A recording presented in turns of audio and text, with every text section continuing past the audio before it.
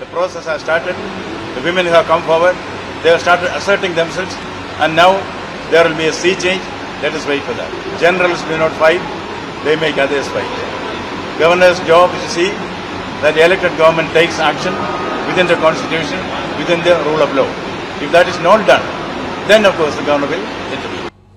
গতকাল আপনারা জানেন যে তৃণমূলের তরফে দাবি করা হয়েছিল শেখ শাহজাহানকে গ্রেফতারিতে মূল অন্তরায় হচ্ছে আদালতের দেওয়া স্থগিতাদেশ। আজকে আদালত স্পষ্ট জানিয়ে দিল শেখ শাহজাহানকে গ্রেফতারে কোনো বাধা নেই। সন্দেশখালী মামলায় শেখ শাহজাহানকে যুক্ত করল কলকাতা হাইকোর্ট। শেখ শাহজাহানকে পার্টি করার বিষয়টি দুটি সংবাদপত্রে নোটিশ দিয়ে জানাবে হাইকোর্ট। শেখ শাহজাহানকে গ্রেফতারিতে আদালতের কোনো স্থগিতাদেশ নেই জানিয়ে দিলেন মহামান্য প্রধান বিচারপতি। রাজ্য পুলিশ, সিবিআই, ইডিকেও এই মামলায় পার্টি করার নির্দেশ দেওয়া হয়েছে। যে আইনজীবীরা তার হয়ে মামলা লড়ছেন তারা হয়তো বলতে পারবেন। এই মন্তব্য করেছেন অ্যাডভোকেট জেনারেল। একজন সাংসদ বলেছেন যে আদালতের নির্দেশের কারণে তাকে গ্রেফতার করা যাচ্ছে না। সওয়াল করেন আজ আদালত বান্ধব জয়ন্ত নারায়ণ চট্টোপাধ্যায়।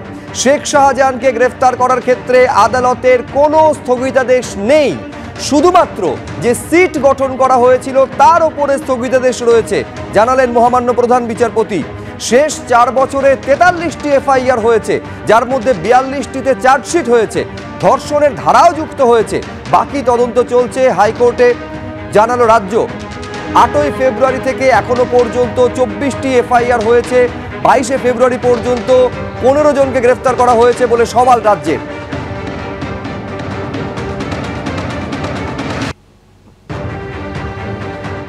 আজকে এই যে পিটিশনটা সন্দেশখালী নিয়ে যখন কোর্টের কাছে শুনানি হয়, পরিষ্কার কোর্ট বলে দিয়েছে যে কালকে আমরা যে গল্পটা শুনলাম, আজকে হেডলাইন ছিল নিউজ পেপারে যে অভিষেক ব্যানার্জি একটা অশিক্ষিত মানুষের মতন কথা বললেন যে কোর্ট নাকি শাহজাহানকে শিল্ডিং করেছে, সেই জন্য উনি অ্যারেস্ট হচ্ছেন না। সেটা কোর্ট আজকে একদম কমপ্লিটলি ক্ল্যারিফাই করে দিয়েছে যে এই ধরনের কোনো স্টে নেই। তো পুলিশকে তৎপরতা দেখাতে হবে যে ধরনের যেটা উনি বলেছেন যে যেহেতু কোনো স্টে নেই তো পুলিশ অ্যারেস্ট করছে না কেন। সেই জন্য আজকে কিন্তু কোর্ট বুঝে গেছেন যে পুলিশ পারবে না বলে ওনাকে আজকে বলেছেন যে রেসপন্ডেন্ট বানানো হোক শেখ শাহজাহানকে, আর তারপরে নোটিশ ইস্যু হোক কোর্ট থেকে। এবার দেখবেন আজকে আমরা শুনছি নাকি পুলিশ বলেছে এফআইআর আছে শাহজাহানের এগেনস্টে, সেটা এতদিন পরে আজকে শুনছি আছে। তো নেক্সট হিয়ারিং এর আগে আপনি দেখবেন এই পুলিশ শাহজাহানকে এখন বের করে নিয়ে আসবে যে পেয়ে গেছি শাহজাহান পেয়ে গেছি।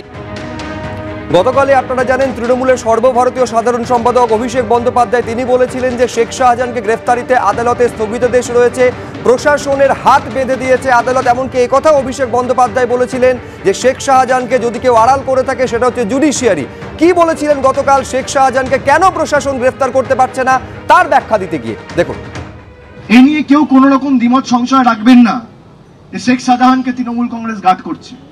শেখ শাহজাহানকে যদি কেউ গার্ড করে, জুডিশিয়ারি গার্ড করছে। জুডিশিয়ারি স্টে তুলে দিক, তারপর যদি না করতে পারে একই প্রশ্ন আমার কাছে এসে করবে। কলকাতা হাইকোর্টের মাননীয় বিচারপতি জয় সেনগুপ্তর বেঞ্চ একটি অর্ডার দেয় যে একটা এসআইটি তৈরি হবে যেখানে রাজ্য প্রশাসন, রাজ্য পুলিশের একজন কর্তা থাকবে, প্রতিনিধি থাকবে, এবং সিবিআই এর একজন প্রতিনিধি থাকবে।